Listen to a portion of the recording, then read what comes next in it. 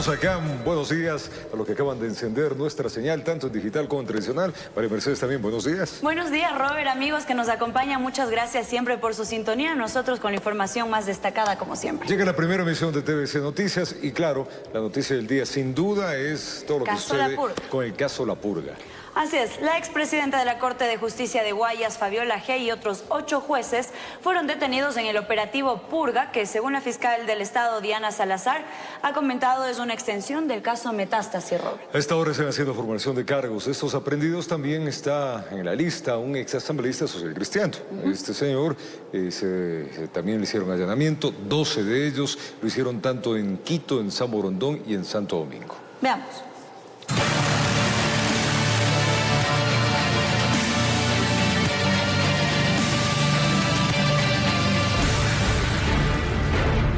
A las 3 de la mañana ya no había para dónde coger en una de las urbanizaciones de Vía San Borondón.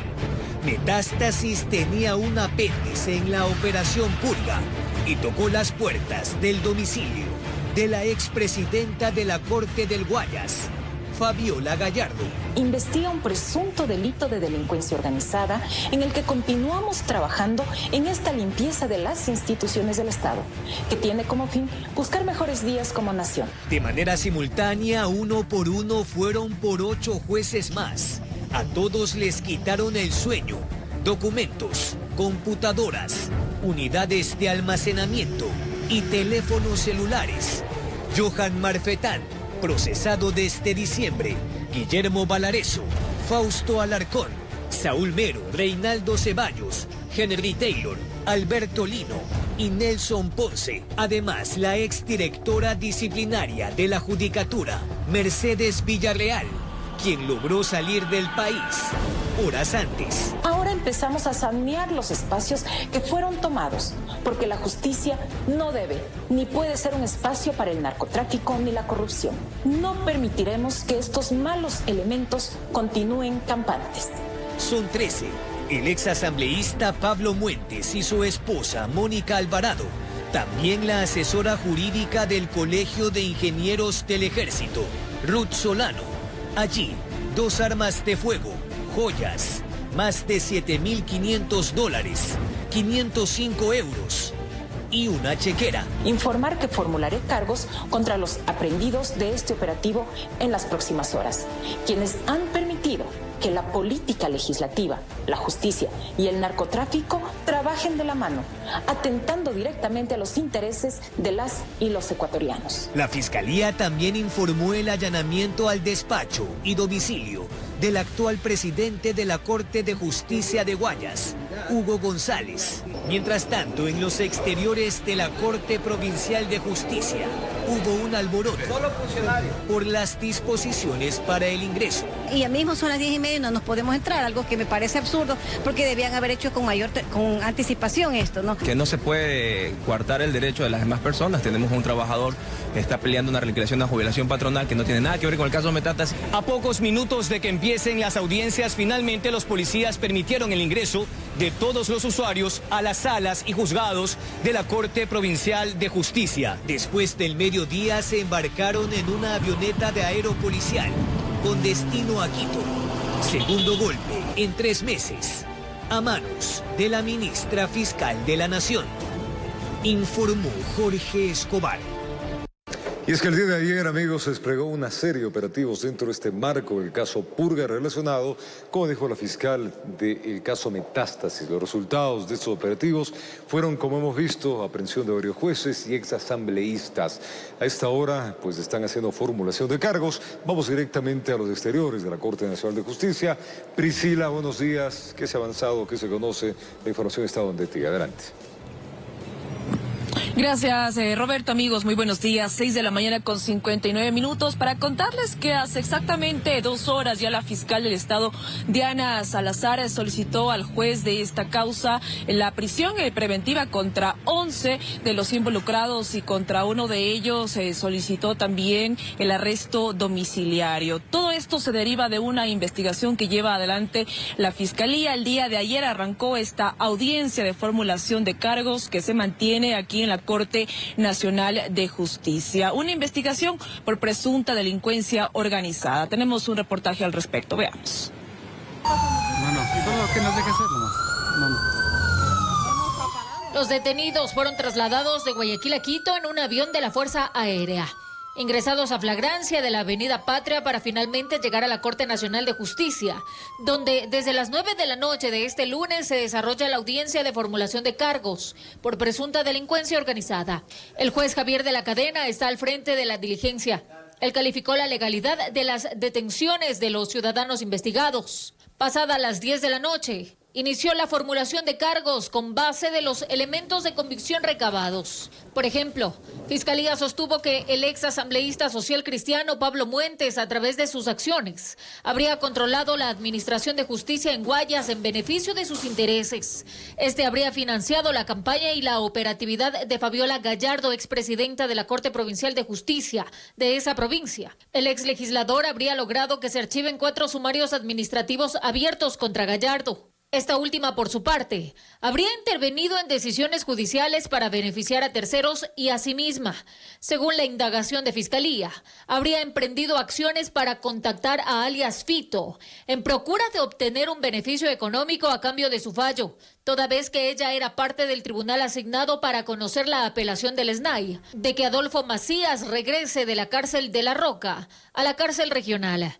Fiscalía indicó también que, en el caso del exasambleísta Pablo Muentes y su esposa, se beneficiaron de fallos judiciales para obtener una indemnización de casi $4 millones de un banco estatal por daños causados, a raíz de préstamos recibidos en 1989 y 1999, utilizando documentos de pago falsos y adulterados. Para eso, según la investigación, contó con la ayuda del juez Reinaldo Ceballos, quien habría ordenado registrar los documentos de pago falsos para dar por cancelada la deuda que la pareja contrajo hace más de 30 años. También dispuso un resarcimiento económico para los afectados por los $4 millones. En las próximas horas se conocerá cuáles son las medidas cautelares para los implicados. Informó Marilyn Jaramillo.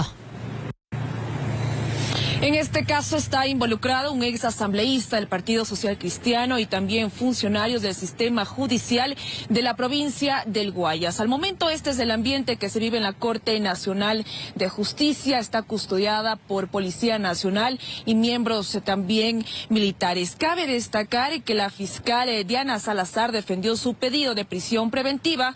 Argumentó que los procesados incurrieron en delitos con penas mayores a 5 años y que la corrupción es uno de los elementos a combatirlos. Defiende que otras medidas no responden a la emergencia de este caso. Además, la estructura criminal del caso Purga no estaba alejada del narcotráfico. La fiscal también detalló que Adolfo Macías, alias Pito, se benefició regresando a la cárcel regional del Guayas desde la cárcel de La Roca por medio de la Corte Provincial del Guayas. Además, también aseguró que hay 3 personas que encabezan la supuesta organización criminal. Estamos hablando del exasambleísta social cristiano Pablo Muentes, la expresidenta de la Corte Provincial del Guayas, Fabiola Gallardo, actual jueza de la institución, y el juez Johan Marfetán de la Corte Provincial de Justicia del Guayas, también procesado en el caso Metástasis. Así se mantiene el ambiente, se encuentra cerrada la calle UNP, mientras que las otras arterias viales del perímetro de la Corte Nacional de Justicia están habilitadas al tránsito vehicular. Nosotros nos vamos a mantener en este punto para contarles todos los detalles acerca de cómo avanza esta audiencia desde el norte de la capital. Seguimos en estudios. Buenos días. Gracias, Priscila. Sí, las informaciones conforme se vayan dando, estaremos con ella desde la Corte Nacional de Justicia. Siempre pendientes de continuar ampliándoles a ustedes la información con nuestros equipos en vivo y también contarles que 15 jueces, 3 exjueces y 3 fiscales han sido detenidos a escala nacional desde la ejecución de la operación Metástasis y su ampliación con el operativo Purga. El expresidente de la Corte Suprema de Justicia, Roberto Gómez Mera, cree que el problema de fondo es la conformación política del Consejo de la Judicatura y además plantea que debe mantenerse como un órgano disciplinario. A 10 días de Navidad cayeron en desgracia, silenciosa y punzante. El teléfono celular de un narcotraficante descuartizado en la cárcel de La Tacunga hizo estallar una caja de Pandora llamada Metástasis, en la cúpula del sistema judicial. Y no hubo estrellas que lo salven. Purgar, o sea, sacar a los malos elementos, que es importantísimo y necesario. En la primera fase cayeron 31 personas. Terán, Daniel Salcedo, 6 jueces, 3 fiscales, el director general del SNAI, 3 policías y hasta un exabogado de Norero. Purga es un apéndice de Metástasis, ha explicado la ministra fiscal. Hay que respaldarla porque la quieren sacar expresamente por esto, porque aquí están pues involucrados personas importantes, incluso en el plano político, ex asambleístas. Pero todo acaba con la detención de 9 jueces más, incluida la expresidenta de la Corte de Justicia de Guayas, cuya exdirectora de comunicación, Mayra Salazar, fue detenida en diciembre. Reinstalar la Corte Suprema de Justicia con todas las atribuciones que tenía en la Constitución de 1998 y que el Consejo de la Judicatura quede solamente como un instrumento administrativo. No se sabe si habrá una tercera edición entre esta y las siguientes madrugadas. El sistema judicial en capilla, a un mes de que inicie la campaña de la consulta popular. Informó Jorge Escobar. Las detenciones efectuadas en el caso Purga han generado múltiples reacciones en la Asamblea Nacional, cuyas bancadas rechazaron la participación de exlegisladores y funcionarios públicos en tramados de corrupción y crimen organizado. Esto dijeron.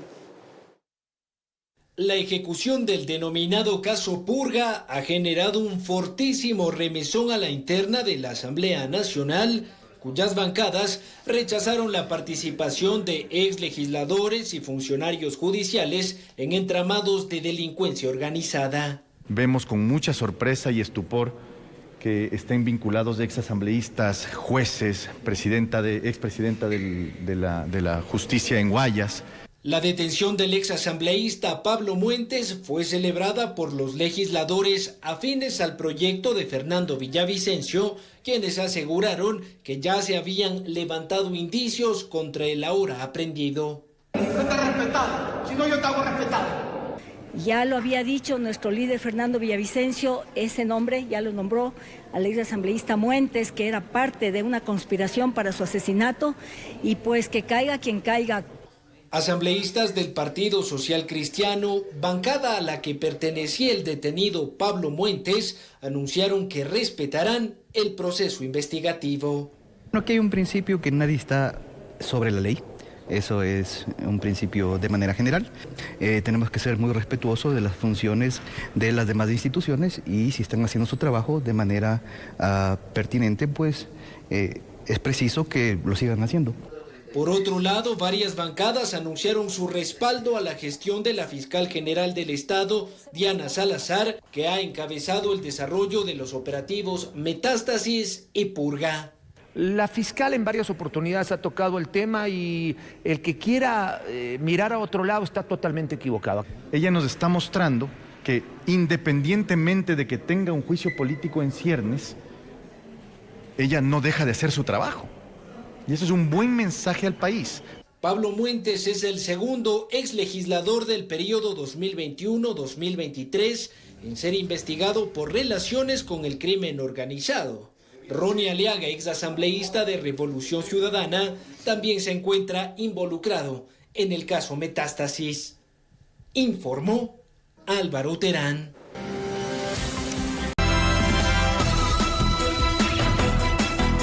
7 de la mañana con 12 minutos. Gracias por continuar en nuestra sintonía. Como lo anunciamos, la Comisión de Fiscalización de la Asamblea Nacional solicitó la comparecencia de generales y exgenerales de la Policía Nacional para que rindan cuentas en torno a la participación de uniformados en actividades criminales. ¿Quiénes asistieron? ¿Cuáles fueron sus argumentos? Aquí se lo contamos. La Comisión de Fiscalización de la Asamblea Nacional tenía previsto recibir a la excomandante general de la Policía, Tania Varela, por el caso Narcogenerales. Sin embargo, la exfuncionaria no asistió tras presentar sus excusas vía redes sociales.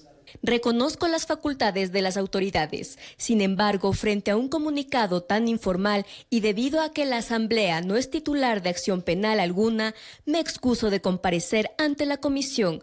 La presidenta de la comisión, Pamela Aguirre, tildó de burda a la excusa presentada por la excomandante. La presentación de excusas burdas para no querer dar la cara al país, nosotros no lo vamos a permitir en la Comisión de Fiscalización. Volvemos a hacerle una convocatoria a la señora Tania Varela para el día miércoles. Quien sí compareció fue el general en servicio pasivo Víctor Arauz. Durante su intervención, responsabilizó a Tania Varela y al gobierno de Guillermo Lasso de permitir la infiltración del crimen organizado en las filas de las fuerzas del orden. ¿Por qué no aplicó la fuerza del Estado para combatir la delincuencia? ¿Sí? Permitió generar una narrativa, como le digo, para que después toda la culpa sea de su opositor o sea la culpa en este caso del narcotráfico. Y no hicieron absolutamente nada. Por eso es mi análisis, como digo, que politizaron la delincuencia. Miembros de la comisión señalaron que no descansarán hasta obtener respuestas que diluciden la colaboración de uniformados con organizaciones criminales. La disculpa, entre comillas en redes, de la excomandante no se apega a la realidad. Cuando no se debe nada, cuando no se teme nada, se da la cara. Y yo creo que las personas que no quieren hablar o ocultan algo o simplemente no nos quieren decir lo que está pasando. Tania Varela fue señalada por supuestamente haber favorecido a una organización narcodelictiva internacional bajo el alias de La Madrina. Esto, según un informe del Frente Parlamentario Anticorrupción que lideró Fernando Villavicencio. Informó Álvaro Terán. Vamos a contarles que la Cancillería ecuatoriana recibió críticas al pretender ingresar a la Embajada de México en Quito para detener a Jorge Glass. Mauricio Gándara, exministro de Gobierno, y Francisco Rocha, de la Asociación Ecuatoriana de Editores de Periódicos, advierten que se está dando un mal manejo del tema. Pero peor en un estado. Como un desatino es calificado por Mauricio Gándara, exministro de Gobierno, y Francisco Rocha, de la Asociación Ecuatoriana de Editores de Periódicos, el hecho que la Cancillería ecuatoriana haya solicitado a México autorización para ingresar a la embajada de ese país en Quito para detener al expresidente Jorge Glass, solicitado por la justicia ecuatoriana. Ese es un error garrafal de la Cancillería del Ecuador. ¿En qué sentido, doctor? Porque los locales de las embajadas son sagradas por convenciones internacionales incorporadas en nuestra Constitución. Tengo la impresión de que el tema ha sido manejado políticamente y desde la Cancillería no importa si asoman lo que se dice vulgarmente metiendo la pata. Hay que hacer algo para que nos vean buscando la forma de sacar o no permitir a Glass que se fugue del país o que se burle de la justicia. Sin embargo, no se pierde la esperanza que México actúe pegado a acuerdos internacionales. Bien podría analizar los documentos enviados, primero, no darle asilo político, que de lo que sabemos ya ha iniciado el pedido, y segundo, en virtud de la aplicación estricta de los tratados internacionales, pedirle el gobierno de México que abandone la embajada. A Gándara le preocupa que el impasse diplomático pueda afectar las relaciones comerciales. Porque de México dependemos nuestro ingreso a la Alianza del Pacífico. Todos los otros países ya han celebrado tratados con nosotros de libre comercio. Solo falta con México y ese es el requisito para poder entrar a la Alianza del Pacífico. Gobierno mexicano que ya rechazó la pretensión de las autoridades ecuatorianas de ingresar a su sede diplomática. Jorge Glass, que al parecer se ha convertido en dolor de cabeza para el gobierno nacional, informó Héctor Romero. Joaquín Viteri, juez del Tribunal Contencioso Electoral, entró a fase de deliberación luego de la audiencia oral única de prueba y alegatos que pretende establecer si el alcalde de Quito, Pavel Muñoz, cometió una infracción electoral. Aparentemente, Muñoz habría realizado proselitismo político a favor de la expresidenciable Luisa González del correísmo.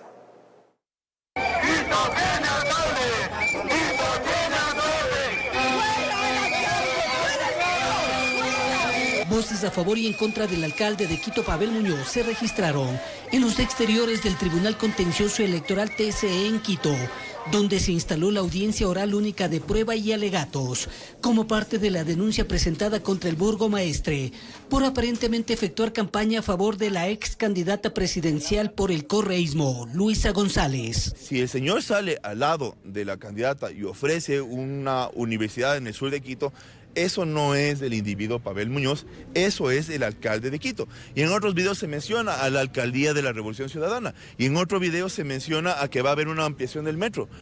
Juan Esteban Guarderas y Mónica Jaramillo se respaldan en el artículo 278, numeral 3 del Código de la Democracia, que prohíbe al servidor público en el ejercicio de sus funciones inducir al voto a favor de un determinado candidato. Será sancionado con 20 salarios básicos unificados, la destitución y la suspensión de sus derechos. Efectivamente, eso es lo que nosotros solicitamos porque contamos con todos los elementos de convicción. Como parte de la prueba presentaron 6 videos. La pericia dice los audios son fidedignos y es capaz de transcribir el mensaje enviado a la ciudadanía, y ahí se menciona claramente a la alcaldía de Quito. ¿Quién hizo la pericia? Un perito independiente que fue ordenado por el Tribunal Contencioso Electoral. El examen pericial logra, 1, decir que el audio es fidedigno, es decir, que no fue manipulado, y 2, fue capaz de transcribir el contenido de los videos, donde está claramente ahí actuando la alcaldía de Quito. ¿Dónde está la participación ciudadana? Los representantes de Quito, ¿dónde están en esta audiencia? Eso queremos que nos respondan. Vamos a presentar la respectiva denuncia. Generó malestar que la sala de audiencias estuvo llena con asambleístas, concejales y simpatizantes de la Revolución Ciudadana. Muñoz brilló por la ausencia. Estuvo su defensa técnica, Arturo Cabrera, expresidente del Tribunal Contencioso Electoral. Desde su punto de vista, ¿esto es político, doctor? Eso lo deciden ustedes. Yo vengo a brindar un patrocinio jurídico convencido de la actividad de mi cliente. ¿Y las pruebas que se han presentado desde su punto de vista, el análisis que usted ha hecho, tienen sustento? Las vamos a contrarrestar de manera efectiva el día de hoy. Una vez que culmine esta fase, el juez Joaquín Viteri tiene 20 días para pronunciarse, informó Héctor Romero. Las juntas provinciales electorales incluidas en el exterior realizaron este lunes la designación mediante sorteo aleatorio y público de 285.917 integrantes de juntas receptoras del voto para este próximo referéndum y consulta popular del domingo 21 de abril. En la provincia del Guayas se instaló una sesión con la presencia de un notario para cumplir con este proceso. Ahora el Consejo Nacional Electoral se encargará de notificar y capacitar a quienes estarán en las mesas aquel día. Estas personas no son las que anteriormente, por 3 ocasiones consecutivas, participaron como integrantes de las juntas. Continuamos con más noticias. Más representantes de los trabajadores en el directorio del IES y como el Estado deberá pagar la deuda al Seguro Social, son parte de las reformas que estarán en el segundo debate de la Asamblea Nacional que debe darse antes de este 15 de marzo. Que los trabajadores no tengan solo un representante, sino 3 en el directorio del IES, es la principal propuesta de iniciativa ciudadana que quedó en firme para el segundo y definitivo debate en la Asamblea Nacional sobre las reformas a la seguridad social. Para que se acabe el calvario a los afiliados y a los jubilados que se vienen poniendo en riesgo la sostenibilidad financiera del Seguro Social. La propuesta normativa, que ya está en su fase final, propone que el directorio se conforme de un representante de los afiliados del sector público o privado, un afiliado voluntario, un jubilado, un representante de los empleadores y otro del Ejecutivo. La reforma también busca que el Estado pague la deuda que tiene con el IES, pero en todo este tiempo ni los propios asambleístas han podido llegar a conocer cuál es el monto real.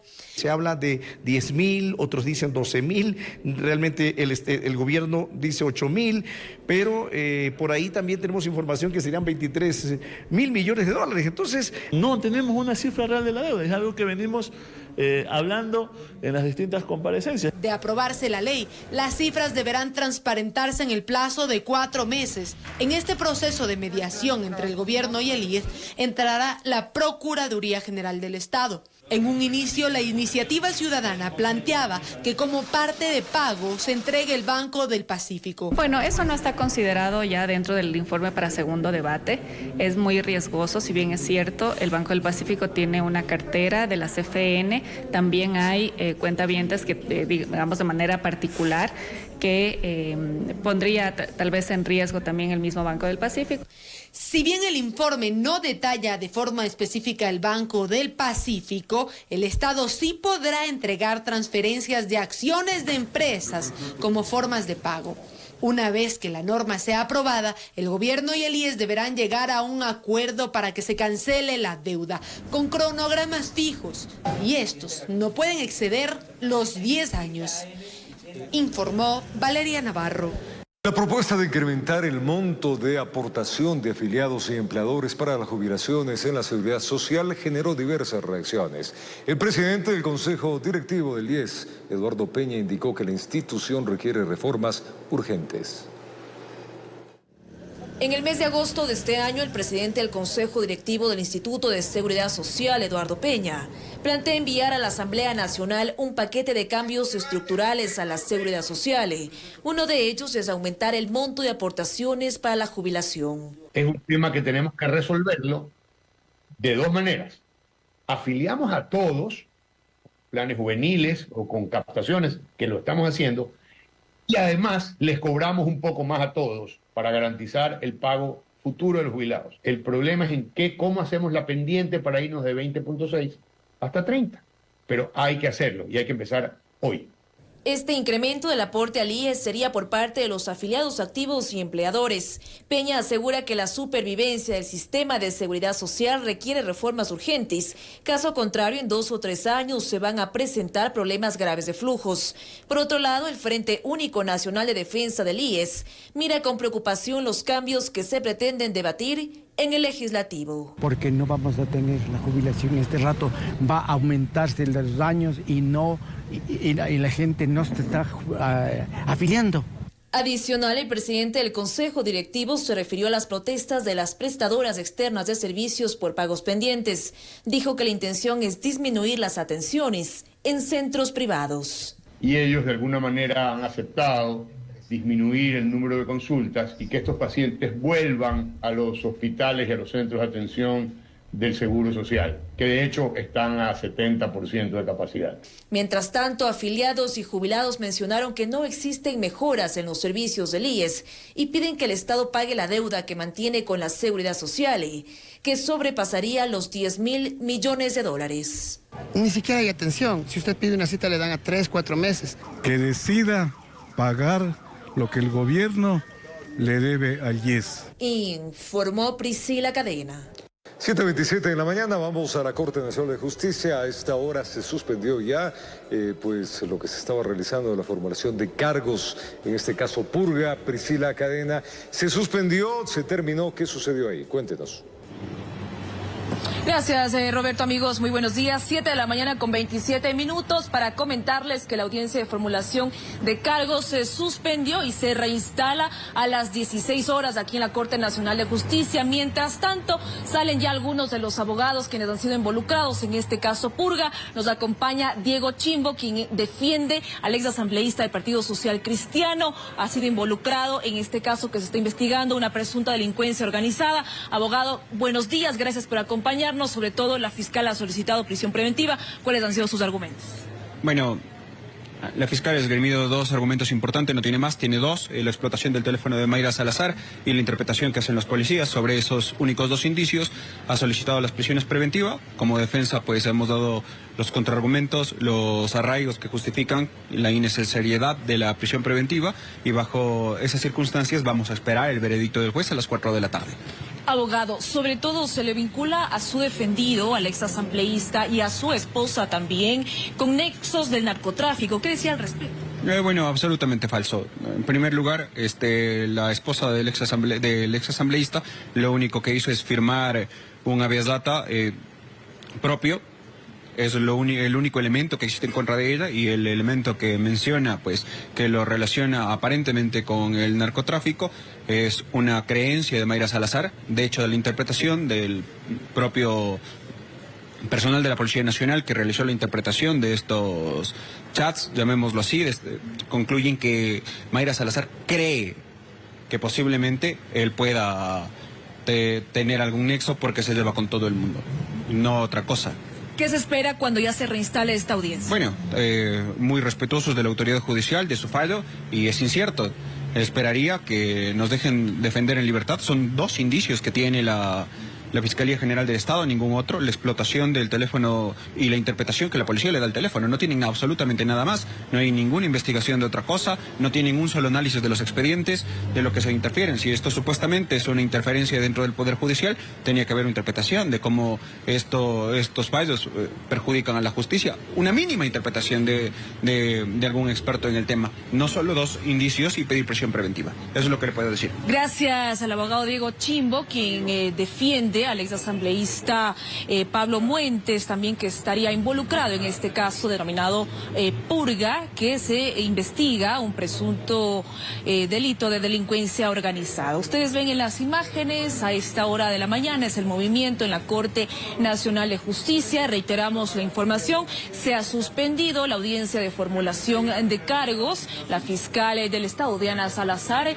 en esta madrugada lo que solicitó es la prisión preventiva contra 11 de los involucrados y para uno de ellos solicitó arresto domiciliario. Estamos hablando de Reinaldo C. por ser mayor de 65 años. Esta audiencia se reinstala a las 16 horas y bueno, ahí ya se escucharán también a los abogados de quienes son parte de este proceso denominado La Purga, que es una derivación del caso Metástasis. Es la información que tenemos hasta el momento. Seguimos en estudios. Buenos días. Gracias, Priscila. 7:30 de la mañana. A lo largo del día tendremos más información de esto que ha sacudido al país.